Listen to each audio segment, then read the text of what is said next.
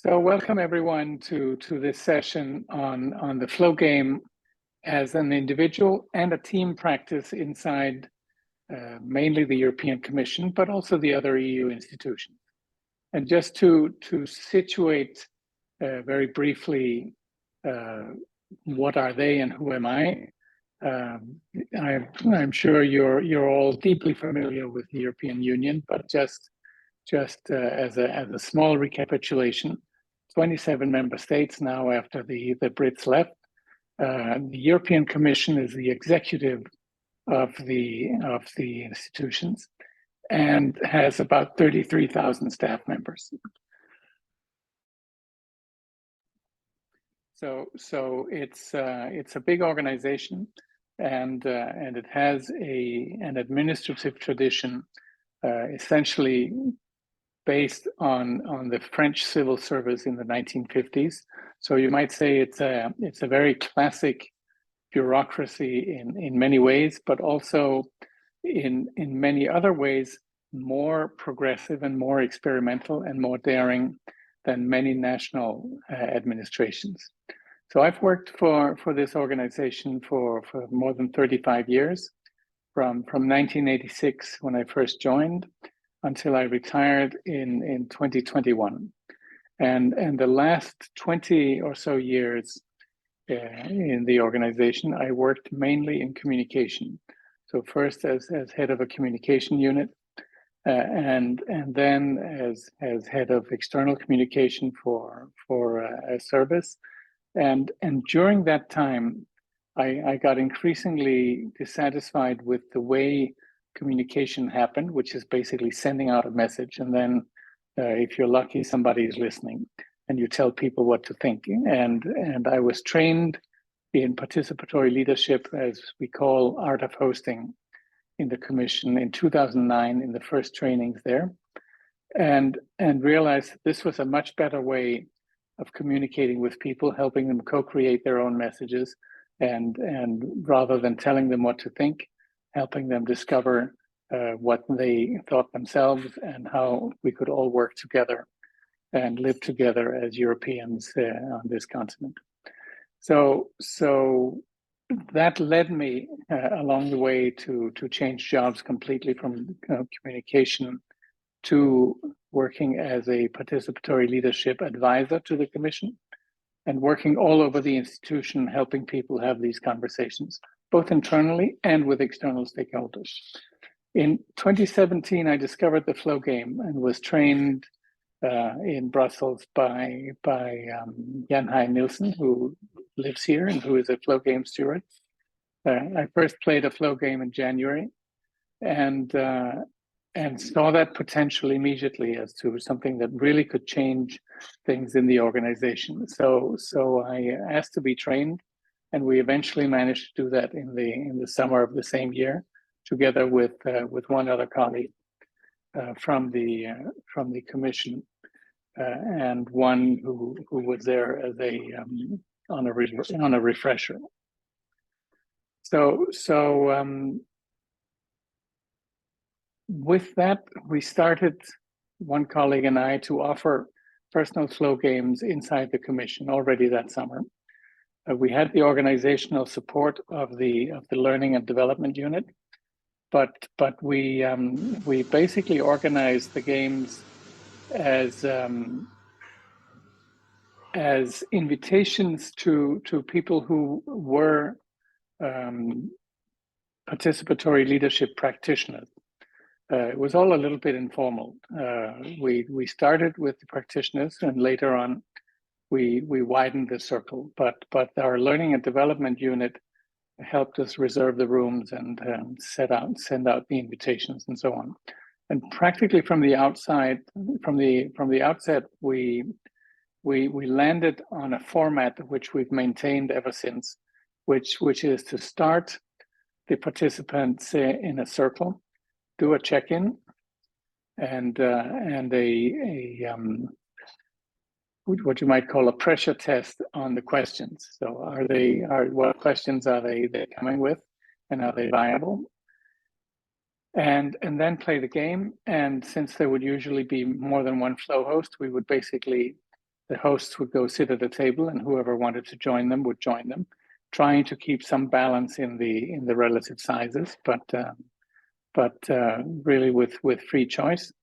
We'd play for about 3 hours in the morning, then have lunch together, and then play another 3 hours in the afternoon, and end again in a circle with a checkout, usually on the question, what are you taking away from this game? So we started with playing two to four games per year, and Helen, who was my colleague, retired in 2018, but still came back to host Flow Games in 2019. And in that summer of 2019, another handful of commission colleagues were trained as hosts, and they started to be integrated into the individual game offer for colleagues. So at the same time, we widened the calling pool, and it became integrated into the general formal learning offer of the European Commission, which is also open to the other institutions. So we had people coming in from all over to take part. Now, the types of questions that people brought were quite mixed between the personal and the professional. Well, let me give you some examples. I think that'll give you more of a flavor. One head of unit showed up and asked the question, should I go or should I stay? So should he go somewhere else or stay in his job? A question I particularly liked was, now what? Or what do I want from my career? How do I deal with a difficult client? When you reach a crossroads in your life, how do you choose the way to go? What do I need to do to share my writing? How can I best use my talents to contribute to building the EU? How can I let go of the anger I have inside? How do I listen to myself? How to improve relations with my wife? How can we best serve the Commission while still enjoying our work? So as you can see, people brought highly varied questions to the game, some very much focused on work, and some very personal. And because we always made very clear in the framing and the check-in of the day that this was the ultimate safe space. As I mentioned earlier, whatever says in Flow Game stays in Flow Game, which included instructing people not to discuss what they heard in the Flow Game in the coffee breaks when they would go to the cafeteria and line up. So we didn't want anyone to risk overhearing a question of the type, very interesting what you say about stopping to beat your wife in the Flow Game. No, we wanted to keep it very safe and very clean. And I have to say, the depth and the laughter and the tears that came out at those tables has always been one of my most personally satisfactory moments in that game. The trust was total, even among colleagues who had never met, with I think a handful of exceptions over 5 years. People who really didn't even trust themselves enough to actually speak the truth to themselves. So while this was happening, I was developing a practice of team games, working either half day or whole day segments with teams led by colleagues who had typically tried an individual game. So they'd come to one of these all-comers games and they wanted to bring it to their team. And that was very different sizes of teams. I played with whole units, so maybe up to 20, 30 people. I played one game with the private office of a commissioner, so the political leadership of the organization, who wanted to see where to go next with her team. I played with a core team of a change initiative from an entire department of the Commission. I played online with a management team of a decentralized agency. And when COVID struck, or when we started to come back, also games outdoors because of COVID. And I'll say a little bit more about the COVID thing later, because that was a serious disruptor to the practice. So So if you look at, sorry. If you look at team games in the simplest form, and I think that might interest some of you. Basically, you start with crafting the invitation ahead of time and sending out, typically with the question, the classic team question: how can we work better together as a team? Or another one: how can we enhance our impact as a team? Or variants of this. And again, you open in the circle with a framing and welcome by the caller, then check in circle, play the game, and have a collective sense making at the end. An alternative to that, which I also used and which I thought was also very powerful, was to invite each member of the team to reflect on their personal aspect of how can we work better together as a team, and then bring that inquiry to a team game. So you have mixed tables where people will have different angles on the central question. For example, how can my function as a secretary help us work better together as a team? How can my ability to make connections across units contribute to us working better together as a team? How can my filing skills contribute? How can my technical IT insight help us, and so on? Again, you start with a framing and welcome, then check in on the question, how are you today? And what is the question you're holding? So you get the individual questions under the general umbrella question, and then you go.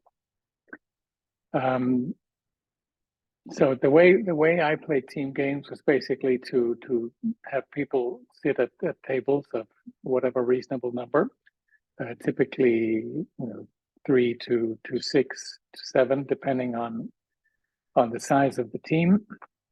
My feeling with this setup is up to 5 times 7 or 35 players is really a max.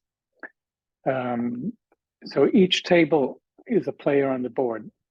And then you invite one player from the tables in turn to come up, roll a dice, pick a card, and they bring that card back to the table. It works through the Wisdom Council. They take notes, and then the next player comes up. So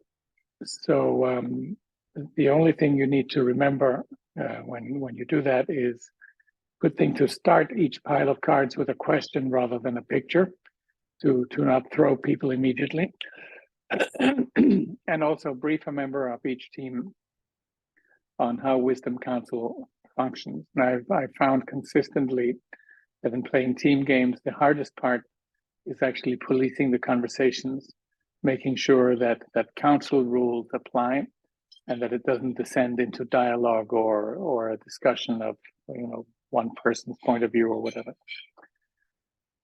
So that's basically my way of running team games, and then later on in 2019, I was dissatisfied with how we did the collective sense making and checkout. So at the Flowhost gathering in Denmark in 2019, I brought this question to an open space. How can we create good meta harvesting questions for team flow games? And that produced a series of quite wonderful questions. How are we different as a result of this experience? What new questions have been generated? What is possible now? What do we see now we can do together? What has emerged from this game that this organization needs to know? And my favorite, what is the one thing that has happened here today that you would like to remember in everything we do? So a number more, but basically a series of powerful meta harvest questions that were really helpful in getting perspective. So the practice was developing well, and we had more flow game hosts trained, and we're playing more general games, general personal games, and the requests for team games were accelerating through 2019, and then COVID and lockdown happened. So that put a stop to playing team games, and it took us a few weeks in the community to realize that it was not going to go away anytime soon. You know, we thought at first, oh well, we'll be locked down for a couple of weeks, and then we'll be back to normal. But as we all know, that's not quite how it happened. So we also wanted to see what we could do to bring it online.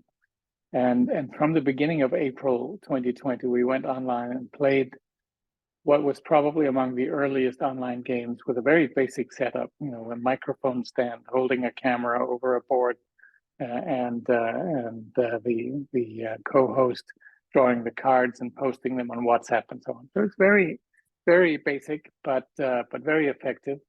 And the great learning that we took away from that was basically that online games are as effective as games in person. What you miss is the discussion in the coffee breaks and the hugging, but otherwise it's all there. And that's I think I demonstrated by playing a great game with the management team of an organization in a different city, and it was as if they were all in the same room. And even being in a different city, they were all over that city because, of course, they were also not allowed to meet in person. So that was great to develop. And since then, of course, lots of electronic tools and so on have been developed, the electronic dice and what have you. Now, I retired from the commission at the end of June 2021, so exactly 2 years ago.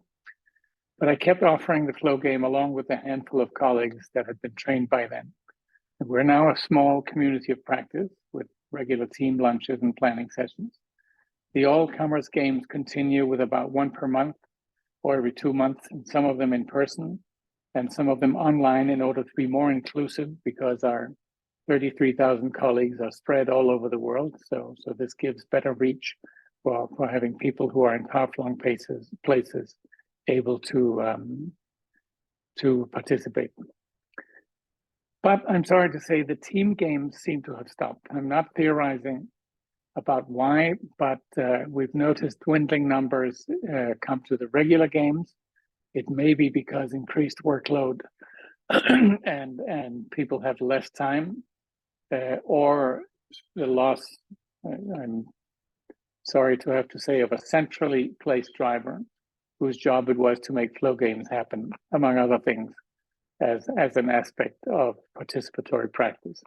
I was not replaced when I retired.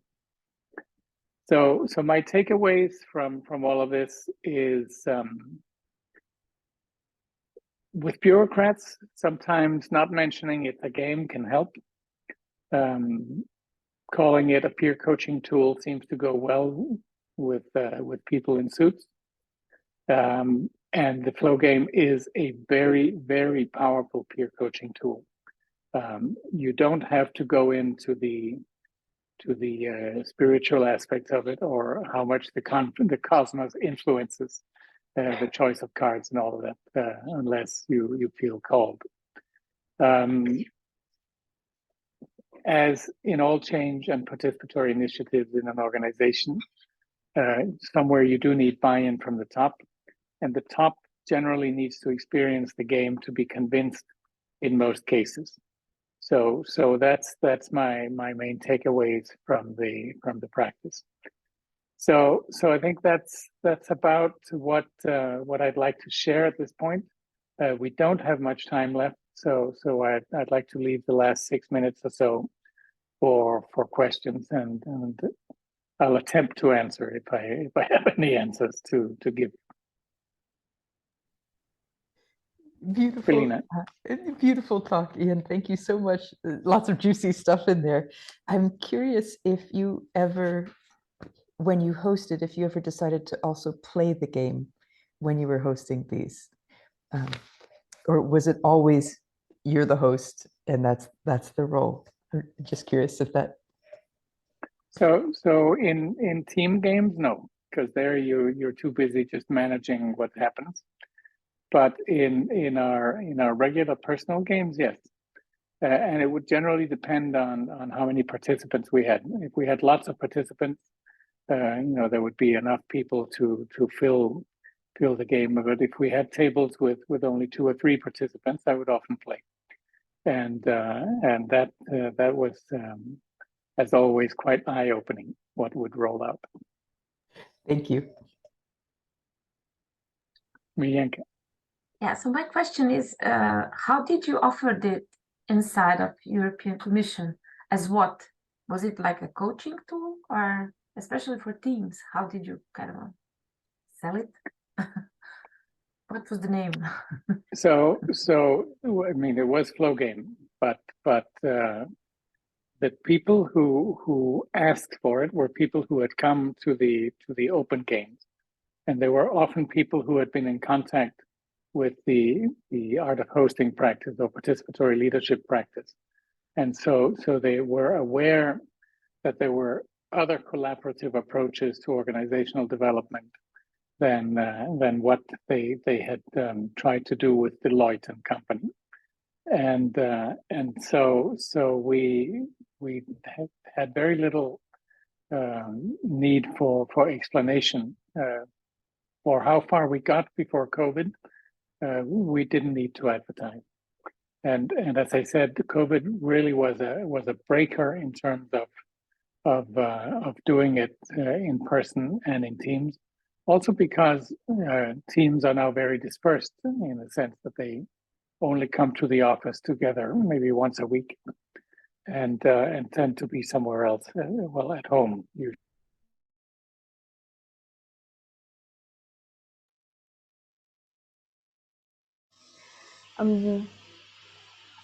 The story is amazing. Thank you, Jan. Just having curiosity around, so when you work with people who are very bureaucratic, and you mentioned the importance of keeping the integrity of the Wisdom Council.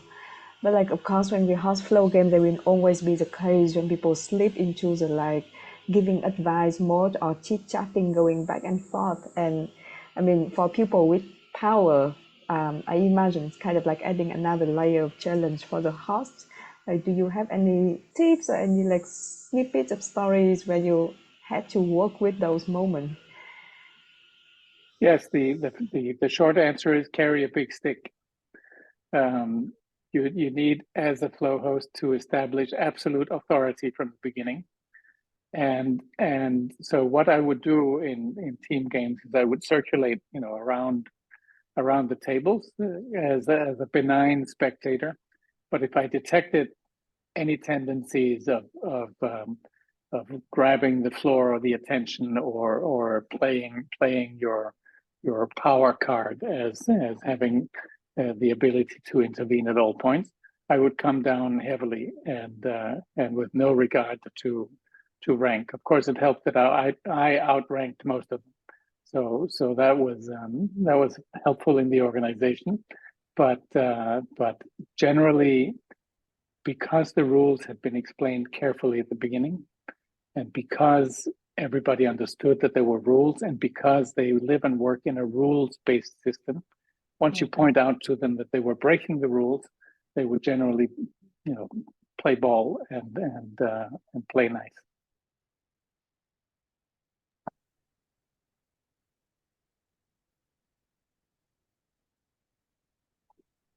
So we have 1 minute left. Does anyone have any more questions?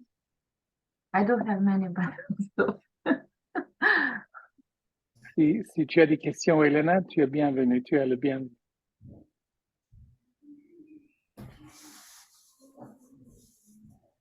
Mais tu es muette. Non, c'est trop difficile pour moi. Je vais réécouter l'enregistrement et je t'écrirai si j'ai des questions. Ça va. Mais c'est super. Merci. Merci. if I can just chip in with, it's actually really great how you structured everything. If you have any instructions you can share, I'm sure that you have written all this stuff somewhere. That would be really great. All these possibilities of the design. And thank you so much. It was great. Really great.